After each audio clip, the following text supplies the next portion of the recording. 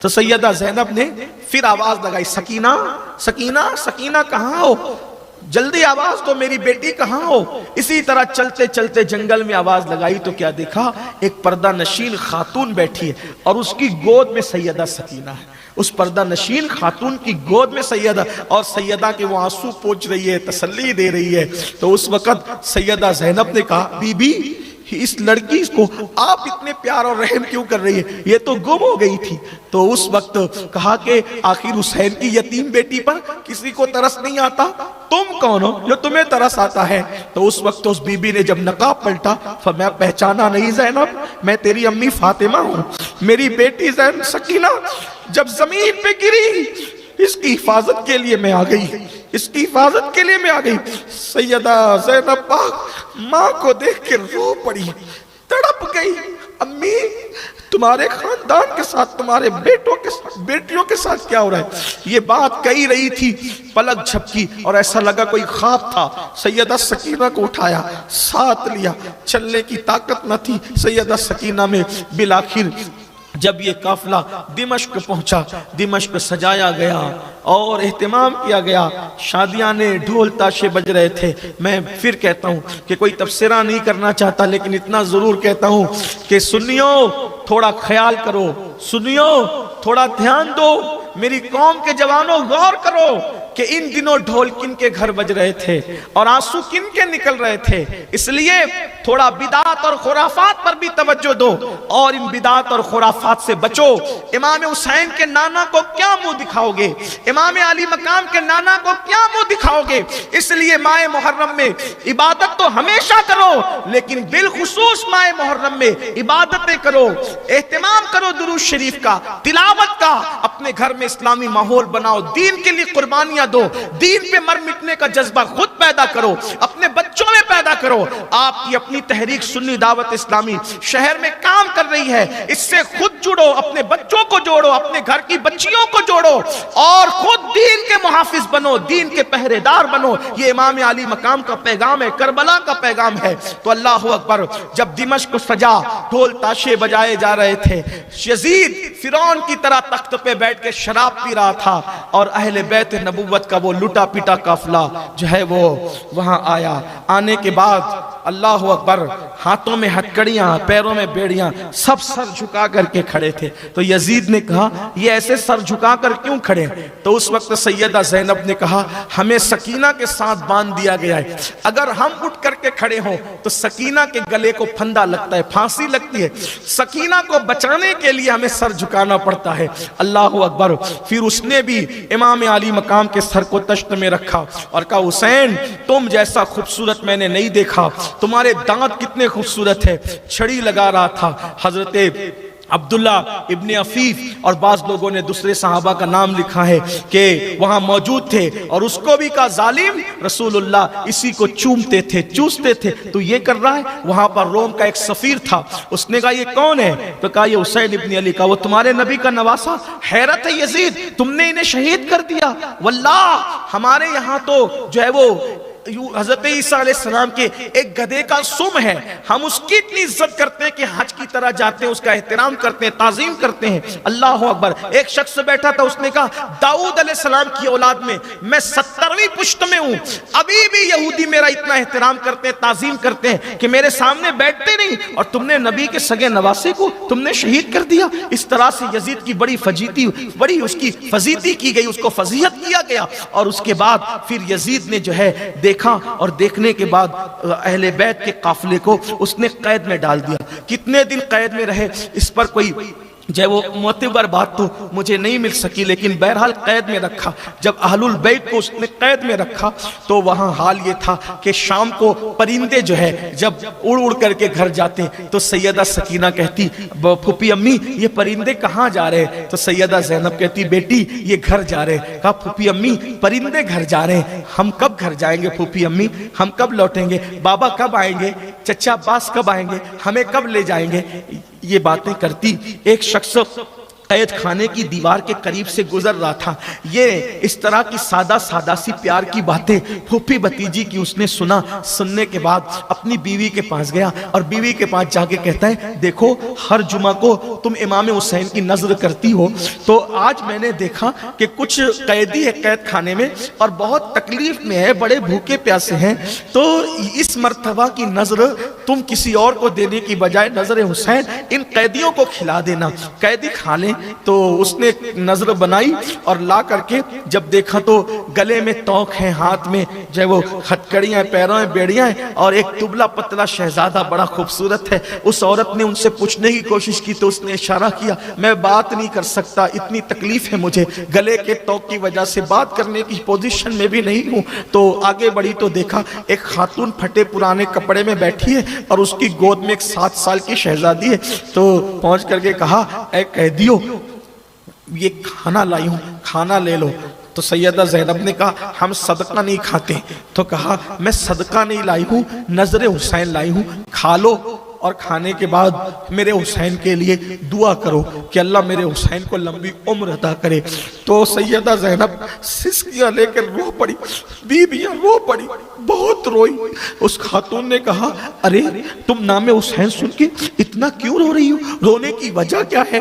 تو کہا حسین سے تیرا کیا تعلق ہے بیوی جو تو ان کی نظر بناتی ہے؟ کہا میں ہر جمعہ کو نظر بنا کر غریبوں کو، یتیموں کو، مفلسوں کو، کلاشوں کو کھلاتی ہوں۔ تو سیدہ زینب نے پوچھا تیرا کیا تعلق ہے حسین سے؟ کہا تعلق بس اتنا ہے کہ میرے بابا اللہ کے نبی کے صحابی ہیں اور میں مدینے میں میرا بچپنا گزرا، میں اتنی بیمار پڑ گئی کہ مجھے طبیبوں نے، حکیموں نے کہہ دیا کہ یہ بچی مر جائے گی، زندہ نہیں رہے گی۔ تو چونکہ میرے مدینے والوں کا معمول تھا جب سارے دروازے بند ہو جاتے تو اللہ کے رسول کے دیار میں جاتے، حضور کی بارگاہ میں جاتے، بس یہی کچھ ہوا کہ میرے بابا مجھے اٹھا کر کے لے گئے اور لے جانے کے بعد رسول اللہ کے قدموں میں ڈال دیا۔ عرض کی یا رسول اللہ حکیموں نے، طبیبوں نے میری بیٹی کو جواب دے دیا کہ میری بیٹی مر جائے گی، آقا میری بیٹی کو بچا لیں، اے جانے مسیحا میری بیٹی کو بچا لیں۔ ابھی میرے بابا یوں عرض کر رہے تھے کہ سبز رنگ کا پردہ دروازے سے ہٹتا ہے اور ایک چاند سا بیٹا شہزادہ باہر نکلتا ہے۔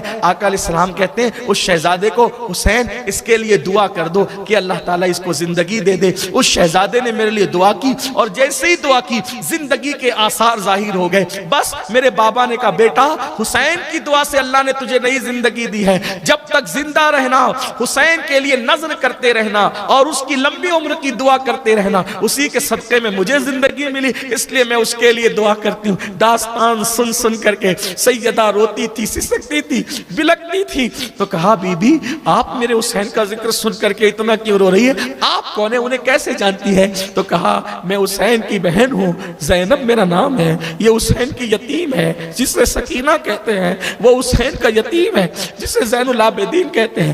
اب تو ان کی لمبی عمر کی دعا نہ کر، ظالموں نے حسین کو شہید کر دیا۔ دھیرے دھیرے دمشق میں جو ہے وہ یزید کے خلاف ایک جو ہے وہ نفرت کی آگ بھڑکنے لگی کہ اہل البیت کو اس نے قید کر رکھا، یہ تو کہہ رہا تھا ڈاکو ہے، لٹیرے ہیں، یہ جھوٹ بولا اس نے، اور اس نے اہل البیت کو قید کر کے رکھا۔ مروان نے یزید کو کہا یزید دیکھ اگر یہ بات اگر بڑھتی رہی تو تیرا تختہ الٹ جائے گا، جتنی جلدی ہو سکے ان کو مدینے پہنچا دے، کیونکہ پورے دمشق میں اب بات دھیرے دھیرے گشت کر رہی ہے، کیونکہ ہم نے تو جھوٹ بولا تھا کہ یہ لٹیرے اور ڈاکو ہے۔ آپ کو پتہ ہونا چاہیے یہ ایسا جھوٹ بولا تھا کہ لٹیرے اور ڈاکو ہے۔ ایک شخص جو ہے بڈھا، وہ بڈھا شخص امام زین العابدین کو کہتا ہے کہ تف ہے تم پر، تم ڈاکو اور لٹیرے ہو، کون ہو تم؟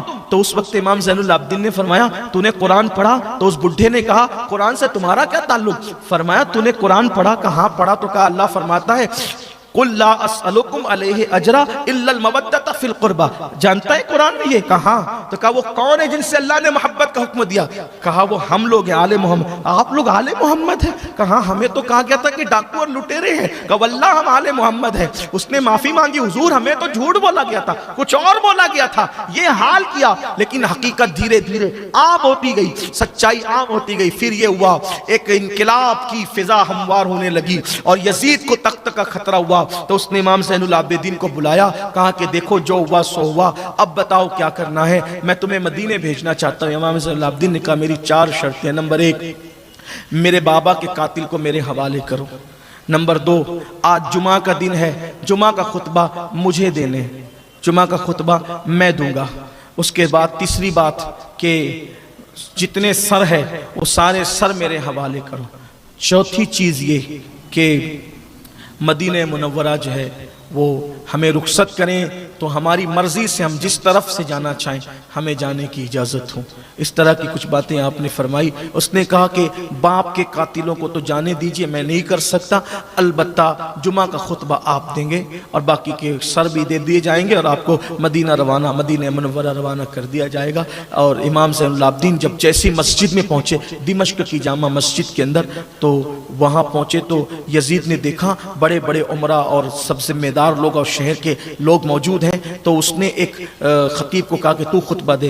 امام زین العابدین نے فرمایا تو نے وعدہ خلافی کی، تو نے مجھ سے وعدہ کیا تھا کہ خطبہ آپ دیں گے، اور اس نے جو ہے وہ یزید کو اور اس کے خاندان کو بہت بڑا چڑھا کے پیش کرنا شروع کیا اور رسول اللہ کی اہل بیت پہ تبرہ کیا۔ امام زین العابدین نے فرمایا تو جھوٹا خطیب ہے، تو نیچے اتر، خطبہ میں دوں گا، خطبہ دینا ہمارا حق ہے اور خطابت ہمارے گھر کی کنیز ہے، یہ کام ہم کر سکتے ہیں۔ تو وہ جتنا سننا تھا، جب لوگوں کو پتا چلا کہ علی ابن حسین زین العابدین ہے تو لوگوں نے آواز دی ہم اسی کا خطبہ سننا چاہتے ہیں، اسی کا خطبہ سننا چاہتے ہیں۔ وہ خطبہ انشاءاللہ کسی موقع پہ میں پڑھ دوں گا۔ لیکن امام زین العابدین جب خطبے کے لیے کھڑے ہوئے اور آپ نے جو خطبہ دیا اور اپنا جو تعارف کرایا ہے، امام زین العابدین نے صرف جو تعارفی کلمات ہے وہ سن لیں، باقی کے خطبے کا مضمون انشاءاللہ اللہ زندگی دے تو کبھی بیان کریں گے۔ آپ نے فرمایا لوگوں مجھے پہچانو میں کون ہوں، جو مجھے نہیں پہچانتا وہ پہچان لے، جو پہچانتا وہ بھی سن لے کہ میں علی ابن حسین ابن علی ہوں، میں علی کا پوتا ہوں، حسین کا بیٹا ہوں، میرا نام علی زین العابدین ہوں۔ اس کے بعد فرمایا جانتے ہو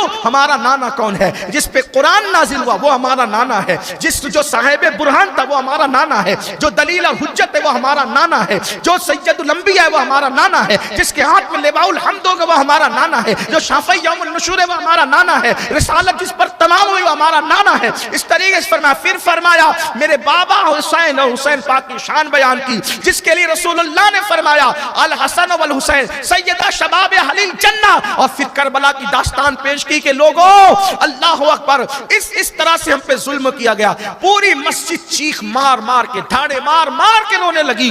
یزید کو ایسا لگا کہ ابھی میرا تخت پلٹی ہوتا ہے، وہ نماز چھوڑ کر کے مسجد سے نکل کے چلا گیا اور جلدی سے اشارہ کیا کہ اذان پڑھو۔ اذان دی گئی، امام زین العابدین جو ہے خاموش ہو گئے۔ جب اشہد ان محمد رسول اللہ پڑھا گیا تو اس وقت یزید سے پوچھا یزید بتا یہ تیرے دادا یا میرے دادا ہے، تیرے نانا ہے کہ میرے نانا ہے؟ کہا آپ کے نانا ہے۔ وہ کہا جب تو جانتا تھا کہ یہ ہمارے نانا ہے تو ہمارے ساتھ یہ سلوک کیوں کیا؟ اور اس کے بعد جواب نہیں دے سکتا تھا، خاموشی سے مسجد سے نکل کر چلا گیا۔ اس کے بعد امام زین العابدین رضی اللہ تبارک و تعالی عنہ خطبہ دے کر نیچے اترے، حالات بدلنے لگے تو مروان نے کہا جلدی ان کو مدینہ منورہ روانہ کرو۔ حضرت نعمان بن بشیر رضی اللہ تبارک و تعالی عنہ صحابی رسول ہے، ان کی قیادت میں یہ قافلہ مدینہ منورہ کی طرف رخصت ہوا۔ اب وہاں جو ہے وہ کیا حالات پیش آئیں، بہت اختصار کے ساتھ یہ کہ حضرت نعمان بن بشیر جیسے ہی دمشق کے باہر نکلے، باہر نکلنے کے بعد آپ نے کہا کہ میں آپ کے نانا کا صحابی ہوں،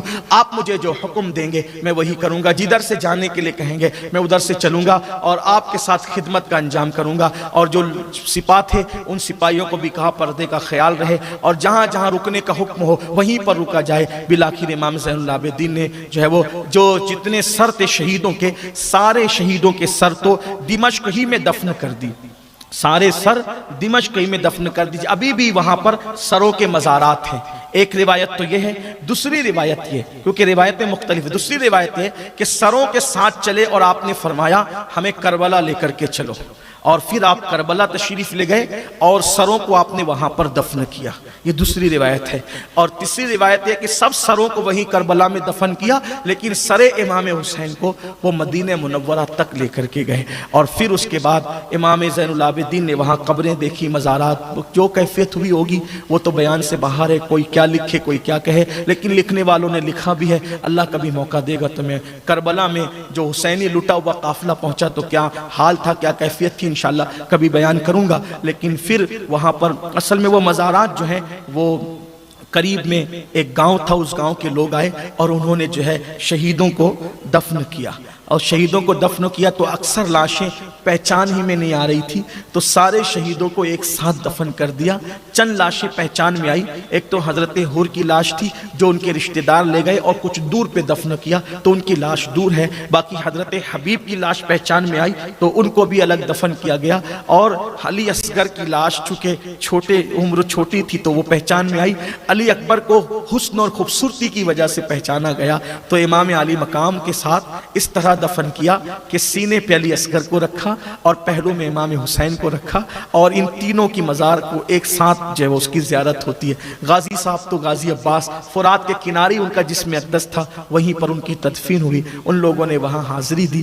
کچھ لوگ یہ بھی کہتے ہیں کہ سفر المظفر کی جو ہے وہ تاریخ 20 تاریخ تھی سفر المظفر کی، تو ان دنوں وہ وہاں پہنچے تو اس کو وہاں کے لوگ 40 بھی کہتے ہیں، 40 دن ہوئے یہ بھی ہے، لیکن کہاں تک درست ہے واللہ تعالی عالم۔ اور پھر وہاں سے وہ قافلہ جو ہے وہ مدینہ منورہ کی طرف روانہ ہوا۔ جب مدینہ منورہ پہنچے تو کیا حال تھا کہ کوئی زینب کا حال پوچھیں کہ جب نکلے تھے مدینہ شریف سے تو کیا حال تھا، اور جب لوٹ رہے ہیں تو کیا ہے، سب لٹا کے لوٹ رہے ہیں، کچھ ساتھ نہیں ہے، گود سونی ہے، بھائی نہیں ہے، بھتیجے نہیں ہیں، بھانجے نہیں ہیں۔ جب مدینہ منورہ کی طرف پہنچے تو کٹا ہوا امام علی مقام کا سر ساتھ میں تھا، یعنی کہ رسول اللہ کی عدالت میں اب کسی گواہ کو لے جانے کی ضرورت نہیں تھی، اس لیے کہ کٹا ہوا سر خود ہی گواہی دینے والا تھا۔ امام علی مقام کا وہ لٹا ہوا قافلہ جیسے مدینے کے قریب آیا، دنیا دل کا عالم زیر و زبر ہو گیا، دل کی دنیا زیر و زبر ہو گئی، اور وہ گزرے ہوئے لمحات یاد آنے لگے۔ سیدہ زینب میں اٹھنے کی بھی طاقت نہ رہی، چلنے کی بھی طاقت نہ رہی، البتہ آپ نے مدینہ منورہ کے باہر چاہے وہ قیام فرمایا اور کہا کہ جاؤ اور جا کر کے اعلان کر دو کہ لٹا ہوا قافلہ مدینے میں آتا ہے۔ حضرت جابر ابن عبداللہ انصاری صحابہ کو اور مدینہ منورہ کے لوگوں کو لے کے استقبال کرنے کے لیے آئے۔ سیدہ زینب نے کہا سب سے پہلے تو ہم اپنے نانا کے گھر جائیں گے، محمد بن حنفیہ، سیدہ سغرا، یہ سب لوگ جو ہے وہ تڑپ تڑپ کر کے، سغرا کہتی تھی کہ بابا کہاں ہے، علی اکبر کہاں ہے، میرا علی اصغر کہاں ہے۔ سیدہ زینب نے جو ہے وہ کسی کو جواب دینے کی بجائے کہا نانا کے دربار میں چلو۔ جیسے ہی روضے رسول میں پہنچے تو اب تک کے جو صبر و شکیب کا پیکر بنے ہوئے تھے، جیسے ہی نانا کے مزار پر نظر پڑی، مسلمانوں ایک عام امتی 1400 سال کا جب رسول اللہ کی بارگاہ میں حاضر ہوتا ہے تو اس کے صبر کا بندھن ٹوٹ جاتا ہے۔ جب وہ لوگ جو رسول اللہ کے نواسے، بیٹیاں، رسول اللہ کی بہویں جب حضور کے حجرے میں پہنچے تو سیدہ زینب نے کہا، ام کلثوم نے کہا نانا جان یہ آپ کے حسین کا کٹا ہوا سر لے کر آئے۔ امام زین العابدین نے کہا نانا جان آپ کے حسین کا سلام لے کر آئے۔ نانا جان آپ کے حسین کو پیاسا تڑپایا گیا، علی اکبر کو جو ہے وہ اس کے سینے میں نیزہ ڈال کر کے اس کا دل نیزے کی انی پر لایا گیا۔ لوگ چیخ چیخ کر رونے لگے، قیامت سے پہلے قیامت دیکھی لوگوں نے۔ سیدہ زینب نے کہا نانا اللہ اکبر، اے میرے نانا اللہ اکبر، 6 مہینے کے معصوم کی گردن پر تیر چلائے گئے۔ جب یہ باتیں ہو رہی تھی تو جنات کے نوحہ کی آواز آئی، جناتوں نے رویا، لوگوں نے آنسو بہائے، اور پھر پتہ نہیں کس طریقے سے اللہ کے رسول علیہ السلام نے اپنی مبارک آستین سے ان کے آنسوؤں کو خشک کیے۔ یہ تو وہی جانے وہاں کیا پردہ تھا۔ برزخی پردہ تو لوگوں کے لیے ہوتا ہے، آل کے لیے کون سا برزخی پردہ ہو سکتا تھا۔ حجابات اٹھے ہوئے ہوں گے اور باتیں ہو رہی ہوگی، اور پھر کس طریقے سے زخموں پہ مرہم رکھی گئی یہ تو حضور جانے، حضور کی آل جانے۔ البتہ اس کے بعد ایک روایت یہ ہے امام حسین کا کٹا ہوا سر پھر امی کے پاس لے جا کر سیدہ فاطمہ الزہرا کے قدموں میں دفن کر دیا گیا۔ ایک روایت یہ بھی ہے جو مجھے بہت زیادہ معتبر لگتی ان سب روایتوں میں کہ امام حسین کا سر مصر میں موجود ہے، قاہرہ کے اندر، اور اس کے کیا ثبوت ہیں انشاءاللہ کسی موقع پہ میں بیان میں اس کو پڑھوں گا۔ اگر ہو سکا تو محرم شریفی کے مہینے میں مرکز پہ جب کوئی پروگرام ہوگا تو اس میں پڑھ دوں گا، اور وہاں پہ کیا کیا کرامتوں کا ظہور ہوا ہے وہ آپ کے سامنے پیش کی جائے گی۔ یہ اختصار کے ساتھ داستان کربلا تھی جو میں نے خدمت اہل بیت کی نیت سے جو ہے وہ پیش کر دی. ابھی آپ کو بیٹھنا نہیں, ابھی آپ کو اٹھنا نہیں, یہ حرکت نہیں کرنا. الحمدللہ پچھلے سال غازی عباس کی شہادت کے موقع پہ, شہزادہ علی اکبر کی شہادت کے موقع پہ, امام حسین کی شہادت کے موقع پہ جنہوں نے منتیں مرادیں مانگی تھی, الحمدللہ سب کی مرادیں پوری ہوئی. انہوں نے آ کے بتایا, ایک بچہ, ایک بھائی بچہ لے کر آیا تھا, 18 سال کے بعد اللہ نے اس کو بیٹا دیا. غازی عباس کی کرامت ہے. اس محفل کی قبولیت کی یہ دلیل ہے کہ جو لوگ مرادیں مانگتے ہیں اللہ تعالیٰ ان کی مرادیں پوری کرتا ہے. آئیے لانا چاہتے ہیں چلیں, اگر کچھ لوگ لائے تو لے آئیں, بچے لے کر آ جائیں, بچے جو لے آئیں تو جلدی جلدی لا دیں, پھر میں دعا کر لوں کیونکہ آج خاص دعا کا دن ہے. میں چاہتا ہوں کہ جلدی سے دعا ہو جائے, اس کے بعد پھر جو بچے لے آئے ہیں جلدی سے لا کر کے پیش کر دے. دعا کرے ان کے لیے, اللہ ان سب بچوں کو لمبی عمر عطا فرمائے, صحت و سلامتی کے ساتھ دراز عمر و بالخیر عطا فرمائے. دعا کرے ہماری یہ محفل بھی ہمیشہ جاری و ساری رہے. ماشاءاللہ ایک بار سب درود شریف بیٹھ جائیں, سب کو نظر آ جائے, سب لوگ بیٹھ جائیں, درود شریف پڑھیں. ماشاءاللہ ماشاءاللہ دعا کریں اللہ تعالیٰ انہیں لمبی عمر دے, صحت و سلامتی عطا فرمائے. اللہ پاک دیکھو یہ غازی عباس, لوگ کہتے ہیں ہاتھ والے دیتے, کتنے 7.5 سال کے بعد یہ ہوا. یہ غازی کی کرامت ہے, میرے غازی کی کرامت ہے. سبحان اللہ, لڑکی ہوئی ہے ماشاءاللہ. یہ غازی عباس کی اور بھی بچے لائے گئے, وہ بچہ ہے ماشاءاللہ. دیکھیے وہ بچہ ہے, لوگ مرادیں مانگتے ہیں اللہ پوری کرتا ہے, یقین کی بات ہے. تو لوگ کہتے ہیں ہاتھ والے دیتے, میرے غازی کے تو ہاتھ بھی کٹے, باوجود میرا غازی ہاتھ کٹنے کے بعد بھی شان سے نوازتے ہیں. یہ نبی کے گھر والوں کی شان ہے ماشاءاللہ. یہ اللہ پاک صحت دے, سلامتی دے. دیکھو یہ آ رہے ہیں ماشاءاللہ, دیکھیے یہ سب, یہ ہماری محفل کی قبولیت کی نشانی ہے ماشاءاللہ. مرادیں مانگتے ہیں تو یہ نعمتیں ملتی ہے. اللہ تعالیٰ سب کی مرادیں پوری فرمائے, صحت دے, سلامتی دے, دراز عمر بالخیر.